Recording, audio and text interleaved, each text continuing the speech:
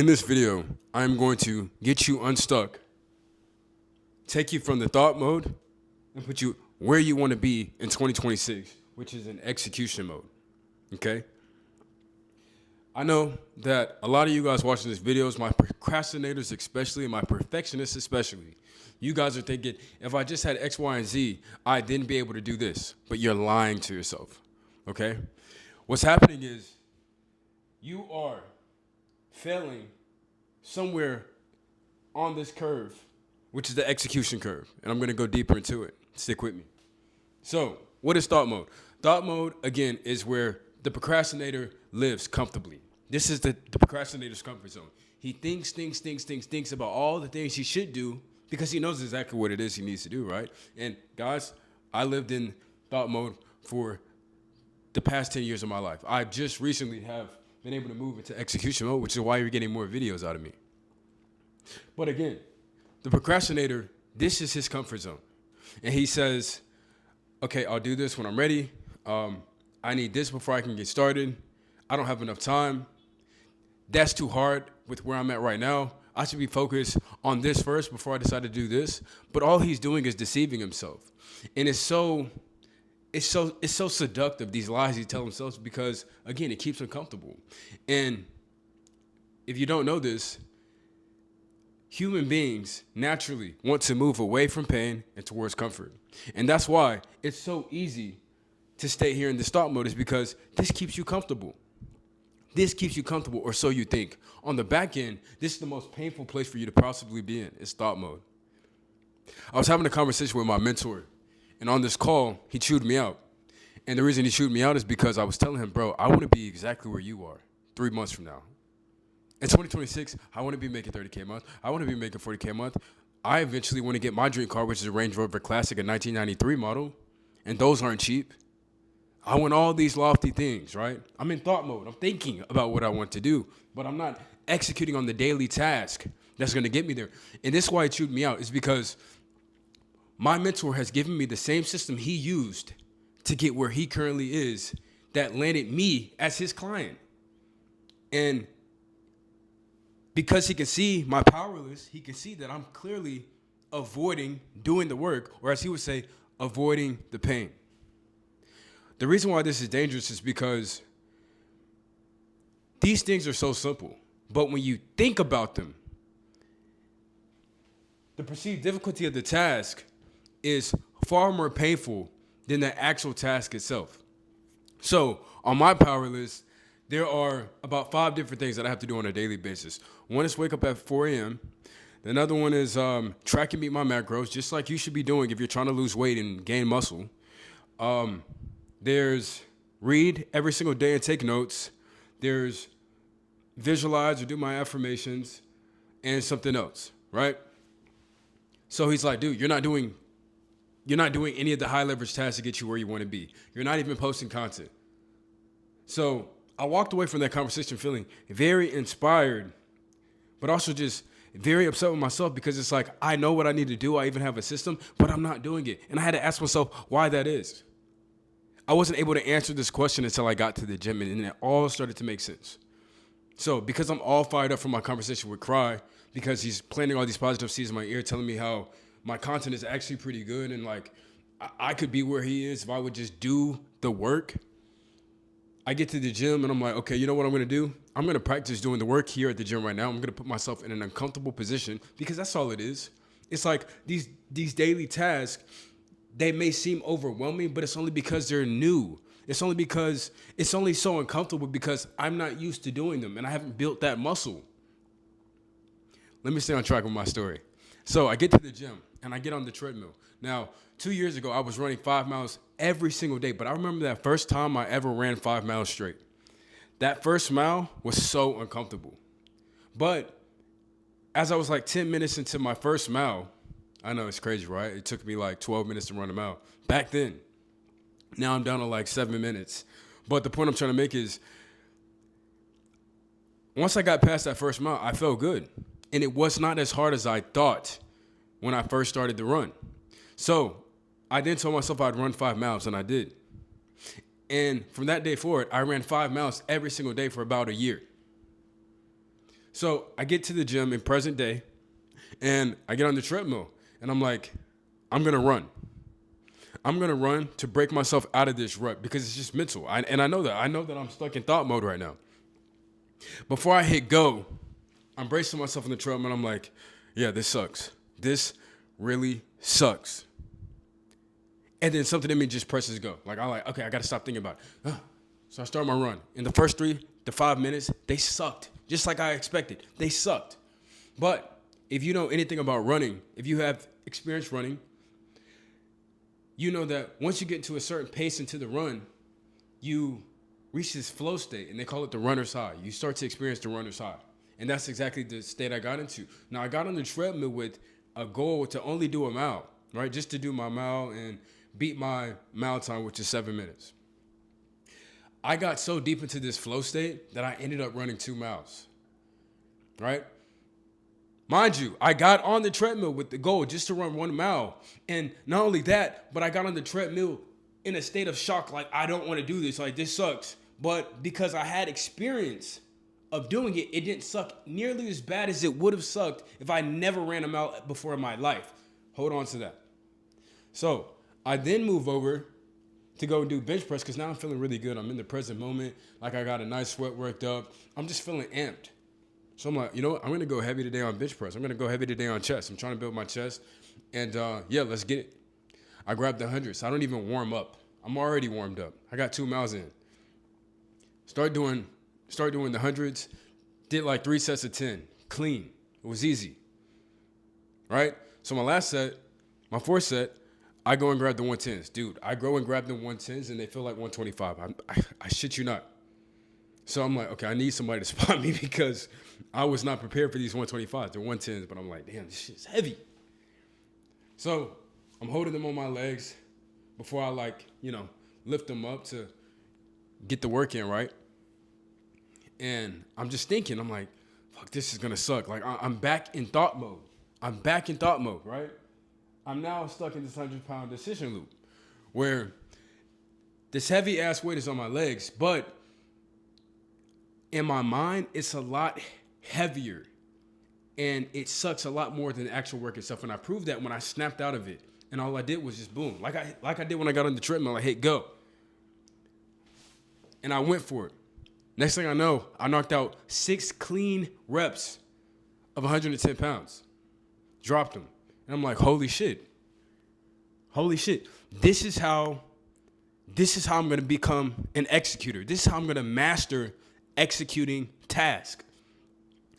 I got to get out of thought mode and just go for it.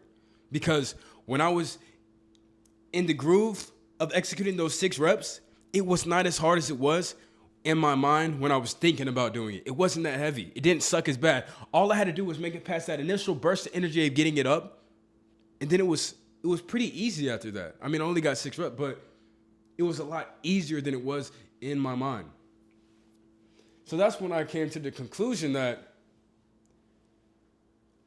the reason why most of you don't reach your goals, it's not just because you lack a system. Systems are very important. Don't get me wrong, right? But as I proved to you in that story I told you in the beginning, is that you can have a system and still avoid the work because you're in thought mode. And what happens in thought mode is you tell yourself that it's too heavy. Or you ask yourself questions that are fear-based, like, what if I fail? What if I'm not good enough? What if I'm not ready yet? Or you just simply think to yourself, nah, that sucks too much. I don't want to do it. So you, as a human being, you tap into your human brain and you tell yourself, nah, I'm going to just go and do this instead, which is what's keeping you stuck, which is keeping you comfortable. Stuck and comfort, they're the same fucking thing. Let's be honest. All right? Or you tell yourself, hey, big procrastinator, I'm talking to you. You tell yourself, I'll do it later. And you never do. Why? Because you're deceiving yourself into thinking that you're going to do something that you have no intention of doing, because the truth is, in your head, you've made it way too painful. So I now introduce you to the execution curve. Now, I met my boy, my mentor, just about a few days ago, and he has a mentor by the name of John Mark Stevenson. He's also on YouTube. You can check out Cry and John Mark Stevenson on YouTube. So his mentor, John Mark, one thing he said that he really admired about John Mark Stevenson is that John Mark will have an idea and execute on it almost immediately. Like as soon as he gets an idea to do something, he executes. And that's what he admired about him, because he realized that that is the same reason why he was able to get to 30K a month. Is because he realized that in order to complete the daily tiny battles, in order to adhere to his Google Calendar, he couldn't think about it. He couldn't wait for motivation to spark. He couldn't try to conjure up like the energy to do what needed to be done. He just simply had to execute what was on that Google Calendar and adhere to whatever was presented at that time of the day. So he was able to operate within this window. As you can see, the more time you spend thinking, the harder the difficulty of the task gets. Why? Because you're spending a lot of time thinking about it. And the harder it gets, the more painful it is, right? So again, you're going to move away from doing the activity. So you have to learn how to execute in this window. And this is what high achievers do. They execute in this window. This is called the window of opportunity. When you learn how to execute in this window of opportunity and stop holding the dumbbells on your legs and thinking about how much it sucks, or standing on the treadmill and thinking about how painful this run is going to be, and you just hit go, or you just explode, get the weights off your chest and knock out 6 reps, that is when you will get where you want to be sooner than later. But a lot of you guys get stuck here in the 110-pound decision loop. You think of the task that must get done.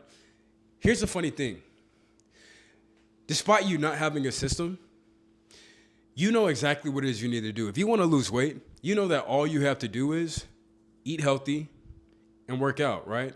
But it's a little more nuanced than that, right? Like there's going to be your caloric deficit number. So you're going to have to track your macros in order to know that you're staying below that caloric deficit. And then you're going to have to work out, maybe aim for 10 to 15,000 steps. Maybe you need to get an Apple Watch to like make sure that you're actually reaching that step count, right? But you know exactly what needs to get done.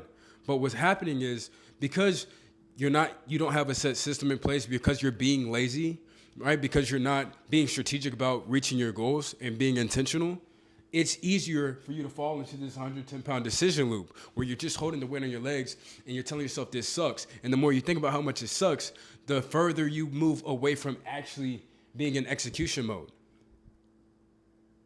I'm going to make the execution mode seem way more comforting, and I'm going to make the thought mode seem so much more painful right now. Here it is. In execution mode, when you operate in the window of opportunity, again, the hardest part is that initial burst of energy it takes to do it. The hardest part about making this video right now was honestly setting up my tripod and hitting record. Now that I'm in the state of actually recording it, doesn't matter how many times I've had to restart this video, because trust me, it's been like 8 times at this point. But it's gotten easier. Why? Because the hardest rep was that first one. Now that I'm in the cycle of it, now that I'm in the fight, the thick of it, it's effortless. I was able to operate in this window of time to now have made a video that is going to get posted. Why? Because I'm going to edit this video as soon as I'm done recording it. That's the window of opportunity, right? And what I'm realizing is that once I operate in this window of opportunity, I am now in motion. And once I'm in motion, I realize that, wait, this is actually not as painful as I thought. Not only is this not as painful as I thought, this is giving me a really good feeling. Like, this is the rawest hit of dopamine, because this is something that's actually going to benefit me. This is not something that's going to cause me to have post-nut clarity where I bust a nut and then I'm like, oh my God, I shouldn't have did that. I'm a loser. I really am going to fail in life. No, I don't feel like that. I feel like, you know what? I am who I say I am. You know what? I am a man of my word. You know what? I am building the muscle of executing. And that's going to be the reason why I make 30K a month, because I'm not just wishfully thinking. I'm not in thought mode anymore. This is wishful thinking, guys. A lot of you guys are just doing a lot of wishful thinking. A lot of you guys have goals for 2026, but all you're going to do is think about the things that you're going to have to do to get there. You're going to visualize reaching this goal, but never actually take the steps to get there. And guess what's going to happen? 2027 is going to roll around. You're going to be in the same fucking place you was in 2025, going into 2026, and you don't want to be that person. I much rather live the life of my dreams in my 20s than in my 30s. And if I'm already in my 30s, I'm 29. But I've accomplished a lot, thank God. And if I'm already in my 30s, I'd rather reach the life of my dreams that I still have while I'm 30 before I turn 40. So the more you stay in thought mode and fail to execute and fail to act in this window of opportunity, the more you miss out on your blessings. Think of it like approaching a girl. There's so many times where I missed an opportunity to meet the woman of my dreams. Thank God I've now met someone that I love. But who knows how many opportunities I've missed out on meeting someone that would have loved me deeply, been hot, and just kind of increased the quality of my life because I was too afraid to go and talk to her. Because the moment I had that thought of going to approach her, I thought too hard about it. Like, she probably wouldn't date a black guy, or like, I'm probably too short. Like, I started to operate in the thought mode. And then I said, what if I fail? See, the thing about thought mode is your mind is always going to betray you when it comes to doing something that you're not used to doing. And 9 times out of 10, that thing that you're used to doing is what's getting you the same results. Albert Einstein said, doing the same thing over and over again, expecting a different result is insanity. So a lot of you motherfuckers are just insane to think that you're going to be this different person in 2026. You're not. Not if you don't start to execute. So, what is it? What goal do you have? If it's to lose weight, if you need a system, reach out to me. DM me right now.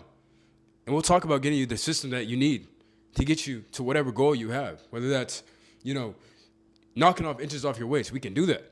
If that's dropping 40 pounds off that scale, we can do that. But you have to get into execution mode. I mean, even you taking the step to reach out to me is you executing a task, and it may seem uncomfortable. Oh, I got to open up Instagram. I got to find them. Dude, the hardest part is going to be clicking on the Instagram app. Once you're there, all you got to do now is hit yo or send me the message, grow. That's it. And then from there, we can make your dreams come true. But you first must act in the window of opportunity. So my challenge to you from this video is, whatever goal you have, moving into 2026, write them down. And then write down logically. Make it very simple because, again, most people overcomplicate the steps that are necessary to get where they want to be because they're in thought mode. If you want to lose weight, it's 2 simple things. It's tracking your macros and staying within a caloric deficit and working out. That's it. And doing it every single day for at least 3 months. And then maintaining that lifestyle. If it's making more money, sometimes it's as simple as just not spending impulsively. And that money that you're saving from not spending impulsively, you're going to have more money left over. And then maybe it's picking up another job. So it's just those 2 simple things. If you were to just apply to jobs every day, you didn't get a job, and then stop spending money on bullshit, you'd have more money. But the thought of you going on Indeed and applying for another job, that's too painful in your mind. But if you just go on Indeed, then the hard part is already done. Now you can look at these jobs. And then what you realize is that you've now reached this flow state where you're already in the act of it, and you now have motion, and it's not as bad as you thought. And in fact, you realize that this momentum feels a lot better than it feels a lot better than what I thought it would. It feels better knowing that I'm moving towards who I want to be, where I want to be. So I'm going to break this down for you real quick. The 110 pound decision loop. This is how you know you're getting stuck in it or not. If you see a task that needs to get completed, right?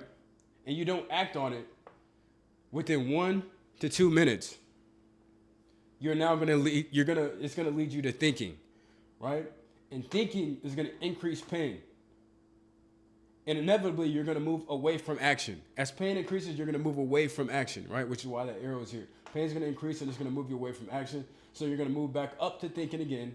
And it's going to lead you back to the task that never gets done. See, the task never goes anywhere.